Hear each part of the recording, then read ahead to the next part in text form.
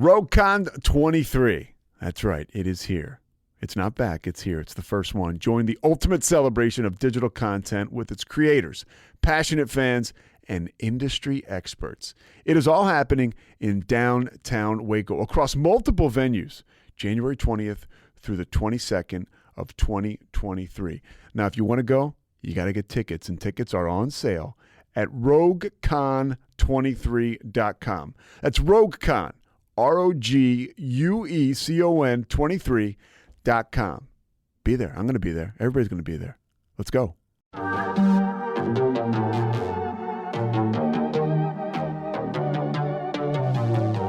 Hey y'all, I'm April. And I'm Caroline. And this is your Bloody Happy Hour. Caroline, are you ready for this? This is your newest guilty pleasure. It's the bloodiest part of your week. Did we say something about it also being happy hour? Show did. Because we about to be sipping on some murder.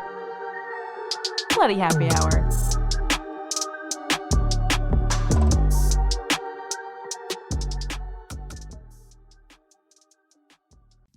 Hey y'all, this is April. And this is Caroline. Ooh, she's popping a top. Oh. So we have another Turn Up Tuesday Quickie episode for you guys. And do you know what, Erica? Okay, Rachel. You know no, this is how this is going to go today. This is a little bit of an off day. We had a fun party last night. Recovering. I've had my Four Sigmatic coffee. Oh, you did? I did. Are you alert and aware and revived? Listen, focus, clarity, and the energy part's coming. It's a little delayed. Yeah. It's coming. Yeah, I feel like it's getting there. Yes. It's definitely getting there. And I'm not stressed out at all. So, wow. Yeah. It does what it's supposed to do. It does. It does. So go get you some Four Sigmatic coffee. It's basically fortified coffee with mushrooms. Yep. And it's what is there? Four Sigmatic is a sciencey way of saying really good for you. Really good for you. And if you don't like coffee, guys, you can have a protein powder. You can have some cacao. Cacao. I love that word. Or you can just get any type of powder or blend that you can put in your tea or your smoothies or your soups. So where do they go, Caroline? They have to go to go.foursigmatic.com/happy hour. Ooh, if you put in happy hour, you get 30% off of the order. So go try it. What a steal. Yes. And then, Caroline, what do you have for us? Well, I have, okay. After going over the probable cause affidavit, I basically listened to it like 14 more times. Okay. And if you haven't heard that yet, y'all, and if you're following the Idaho murders, you need to go back and listen to Caroline's at least last 2 episodes where she's kind of summed up everything that's going on with Moscow. Yeah. So right now we're just in the waiting period. We're just waiting for the pretrial hearing, which is coming up this week. And so what they do there is basically like a scrimmage of the trial. Oh, is it a scrimmage? It's like a scrimmage. So they'll have witnesses that'll be called. I don't know I don't know how it works as far as witnesses, because if the roommate has to go up there, I don't know, and give her case, or if it's just officers or what. But there's been a lot of discussion about DM, which is Dylan. Mm-hmm. Oh, yes, it's bad. So there's, I don't think everybody's wondering why it took her so long to call 911. Yeah. But for a lot of places that I've heard, they said that you can just freeze so much that you can't speak or you can't move. Some people can't even speak or move for 2 days. Yeah.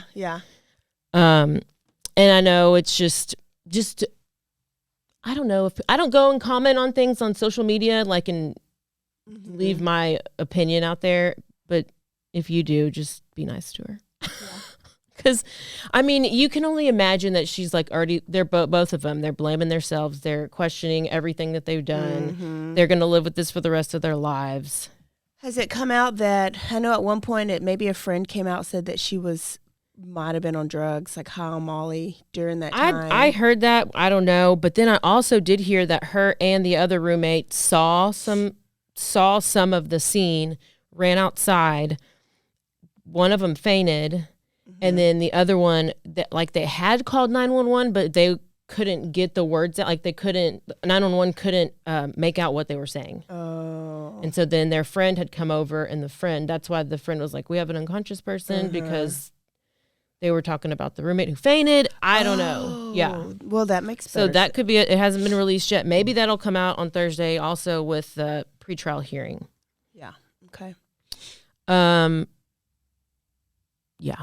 Yep. But the Papa Papa the Roger. Facebook account, Papa yeah. Roger. So they're saying that was him. I saw that.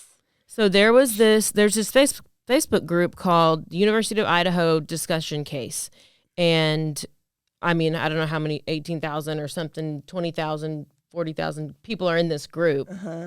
And there was this guy who was this screen name who was constantly commenting and asking questions and saying things that, like, talked about the knife sheath and how it was left at the scene, like stuff that you can't. How do you wouldn't know? It from what I saw is that it was saying things that only the killer or law enforcement would have known. And he did a TikTok video too, right? He's Maybe we don't know. Okay. And there was also this podcast that somebody had called into, and they also thought it was him. Shoot. So there's a bunch of those type of things going around, but I'm pretty sure they've confirmed that this Papa Roger, which I wonder if he wanted to get who caught. else's last name is Roger? Who was an incel? Oh, Elliot. I just kind of thought that would be interesting. Yeah. So Elliot Roger was the one you did on your live show. Yeah, he was an incel that Involuntarily celibate, right? Yeah, that's what incel. And basically they hate Stacy's and Chad's. Yes, those are people who get laid and can have girlfriends and have boyfriends. And like when Chad's are incels usually can't. frat guys, and Yeah, and Stacy's are usually beautiful. Frat girls are popular girls, and they would be every bit of Chad and Stacy's. So that has come up a lot in a lot of the conversations. Is was he involved like in any type of incel group? Yeah. So I also listened to another. She does the podcast Killer Psyche. I don't know. She talked about it. She's like a criminology or a forensic psychologist, the same thing that Catherine Ramsland is. Okay. Or she's a former FBI something. Yeah. She talked about what she thought the motivation could have been behind Brian doing it, and she said just like anger or out of retaliation for a situation due to him hating women, revenge fantasy that he decided to live out. Like he could have fantasized about this for so long and then just was like, I just need to know what it was like. Yeah, yeah. And then we did see that FBI did confirm that they told the state troopers to pull them over those 2 times. I think when we did the affidavit, we weren't sure. Like we saw that FBI did tell them, and then we saw that maybe that might not have been true. But I think I saw on ABC News, like just an article that they did actually. I would think so, because it. I don't think you just pull somebody over and then you just let both of them. You let them go both times, and then you're pulling them over for following too close for tailgating. Yeah, yeah. They didn't even go run his stuff. They didn't even go run his card and registration. Like they didn't. Yeah. That we saw. The lady is Candace DeLong. She's a former FBI criminal profiler. Okay. That's who I was. She was on an interview with somebody, and she's the one that does that Killer Psyche podcast. So, anyways, just a little bit of kind of stuff we've found out over the time. Next, we have this Utah family. Did you hear about this family of? Yeah, I've seen it everywhere. So there's not much about it that's been released. It's just the bones of it. On January 5th in Enoch City. It's a city in southern Utah, about halfway between Salt Lake City and Las Vegas. 8 members of a family were found dead in an apparent murder-suicide. Michael Haight, 42-year-old Michael Haight, killed his wife, mother-in-law, and five children, and then killed himself. So they had a 17-year-old girl, a 12-year-old girl, a 7-year-old girl, a 7-year-old boy. Twins? Gosh. A 4-year-old boy. His wife was 40-year-old Tasha? And then her mom, who was 78 years old. On Wednesday, police had called. So this happened on Thursday. Wednesday, police came to answer a wellness check at their house. That's how they found it. And I guess the mom had missed an appointment. Okay. So then the mom got a hold of whoever her doctor was. Yeah. Calling, looking for him, and then she called the police to go do a wellness check at their house because she just missed this appointment, and like she never misses an appointment. And wow. There had been. I watched the press conference, and they said there had been times in the past where they had calls to the house about maybe domestic stuff. Yeah. But they didn't go into details. So many people in the community are just shocked. It's like 8,000 people in this community, and they said that they went to church with them because this is like Mormon. Oh yeah. Went to school with them. Everybody knew them, and they said that after Tasha, I guess Tasha's how you say it, wasn't found, that's when they filed a missing persons report, and then they did the welfare check.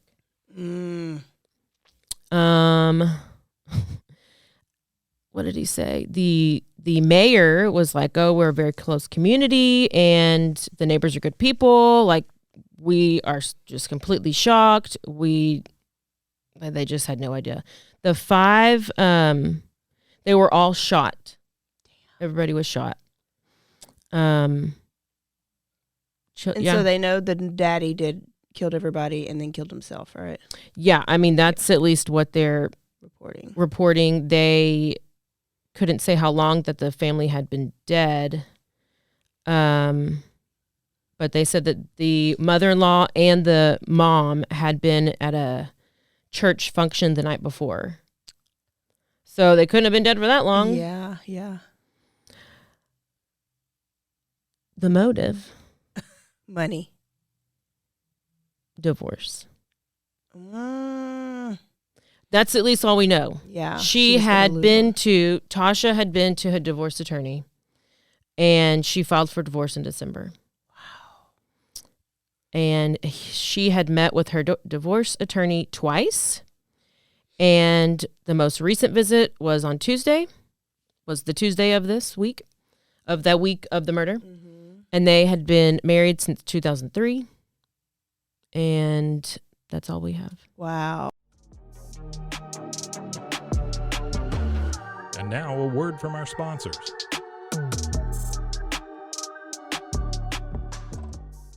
RogueCon 23. That's right. It is here. It's not back. It's here. It's the first one. Join the ultimate celebration of digital content with its creators, passionate fans, and industry experts. It is all happening in downtown Waco across multiple venues, January 20th through the 22nd of 2023. Now, if you want to go, you got to get tickets, and tickets are on sale at RogueCon23.com. That's RogueCon, RogueCon 23.com. Be there. I'm going to be there. Everybody's going to be there. Let's go.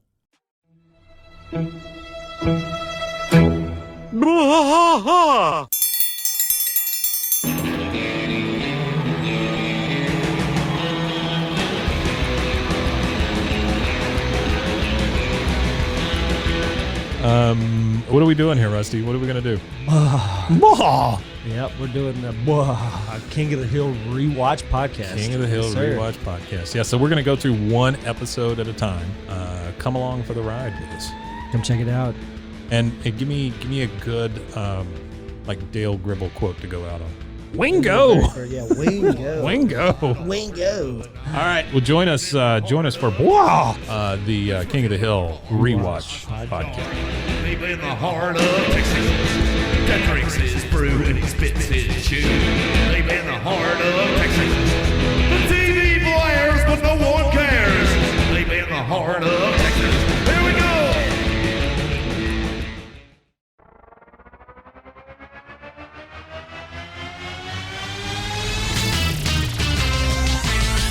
Frozen, heroes. Gonna tell you about frozen heroes. Gonna tell you about. Hey, I'm Zach, And I'm Mike. and we have a fantastic new podcast to tell you about. Bros, Foes, and Heroes. It's the two of us looking into the world of comics, breaking down some characters that you may have never heard of, and some that are just absolutely ridiculous. Yeah, so Zach comes up with a character each time, and I go into it just completely blind.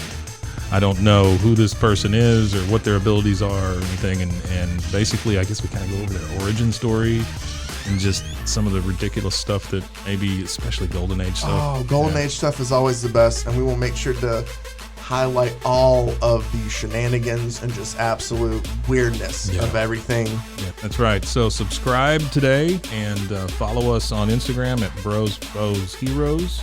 And if you don't, I know where you live. Not really, but please subscribe. Frozen heroes. Gonna tell you about frozen heroes. Gonna tell you about.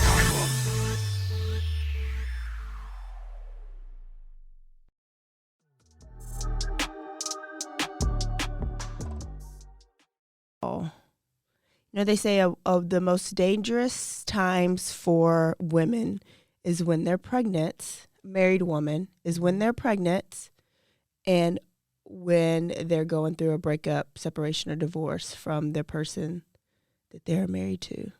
That is crazy. Wow. So crazy. I have one last little update. I know we briefly did a little bit of the story, but I don't think we put it out. The twins that went missing, those twin boys, those twin baby boys. Uh-huh. So I'm going to this is a pretty funny story. Okay. I mean, it's not funny, but it's interesting. It ends well. Two little baby boys, Kyer and Kaysen, they were on December 22nd, a woman named Nala Jackson was arrested by the police, Indianapolis police, for stealing a Honda Accord, which had these two 5-month-old babies in the car. The mom, she had parked outside of a pizza place, Donato's Pizza Place in Columbus, Ohio, left the kids in the car. She went in. She was working for DoorDash. Okay. We got a lot of DoorDash in all these. Yeah. Okay. She was working for DoorDash. She goes in, picks up the food, and on her way out, she's like, "Where's my car? My car's gone. Car's gone." She was in there, and they I guess she went back inside. They did an Amber Alert, and then pretty soon after they issued that Amber Alert, one of the babies, Kyer, was found abandoned but safe. He was at the airport. Now, was he In a car. He was in a car, and somebody had heard him crying as they walked by the car. But he wasn't in the stolen car. Right. Okay. Yeah. Weird. So the other one was still missing. Well, then you have these two Indiana moms, they cousins, Okay. Delmar and Mecca Curry. Cheyenne Delmar and Mecca Curry. I'll go by their last names. So they said they played all this out on their TikTok. So Delmar, one of these ladies, met Jackson, the kidnapper, met her at a gas station because she was outside the gas station selling toys. And so she bought a toy from this lady at the gas station. Okay. And so she didn't know who this person was. And the kidnapper lady asked her for a ride somewhere. So then this Delmar was like, okay, and took her for a ride and got her phone number while she was giving her a ride.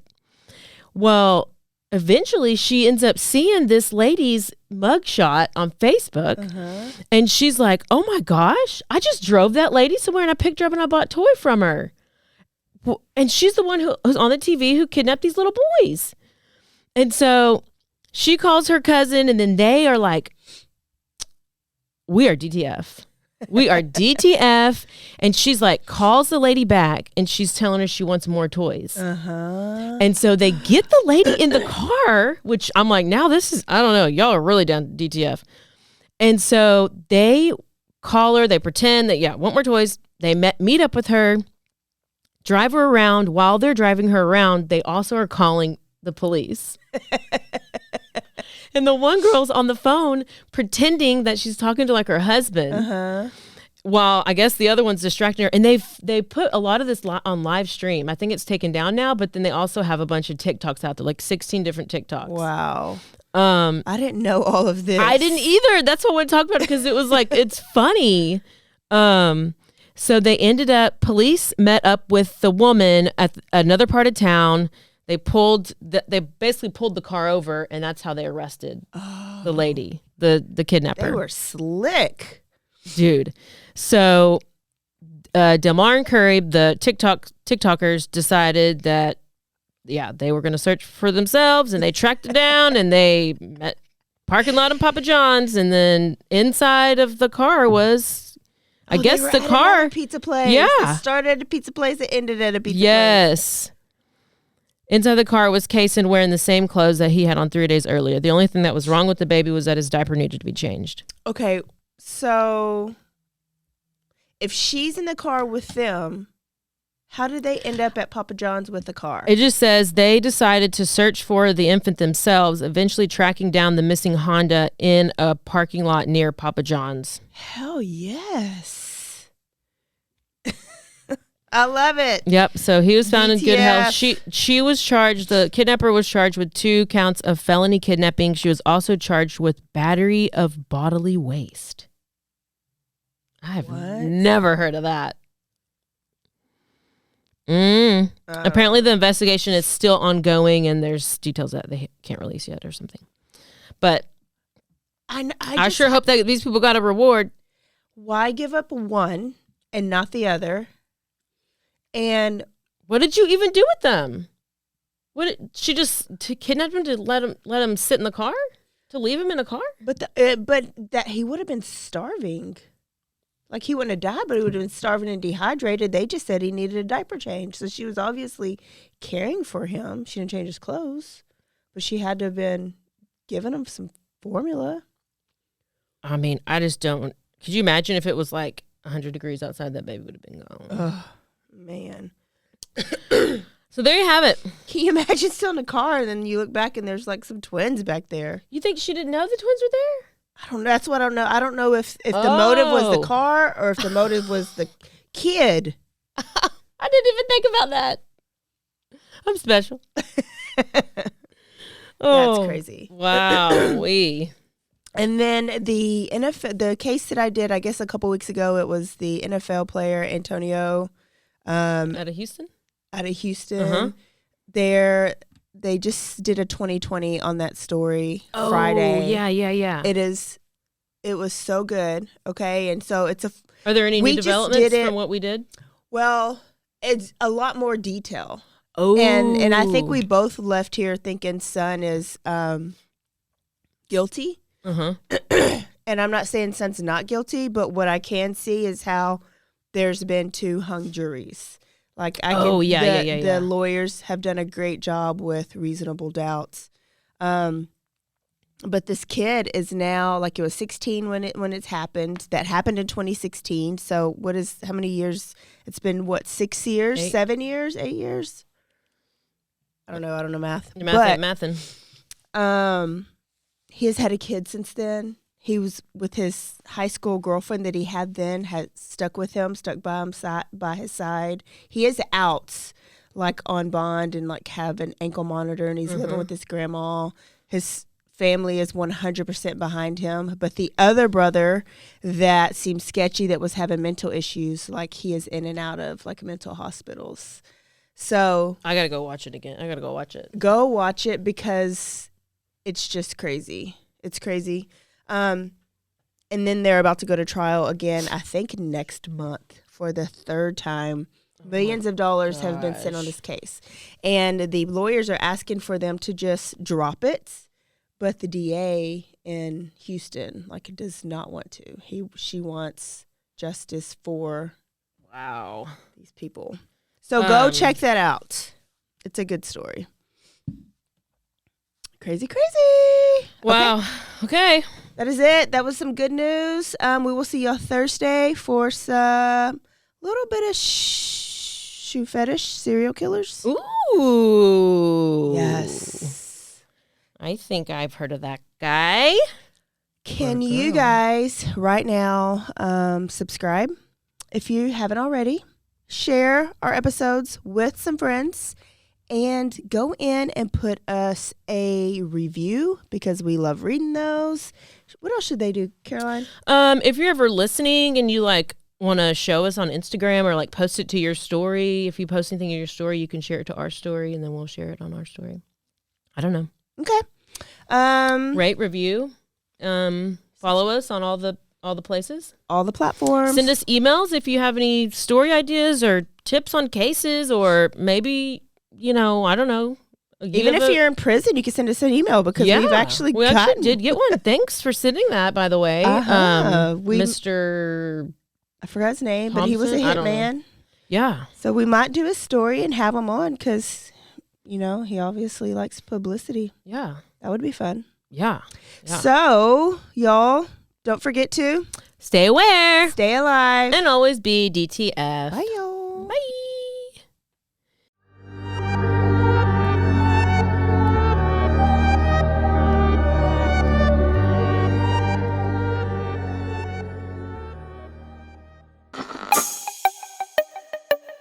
This has been a Rogue Media podcast.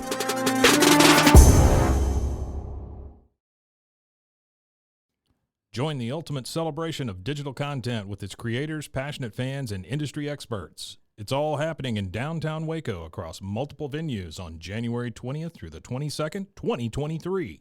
Tickets are on sale now at roguecon23.com.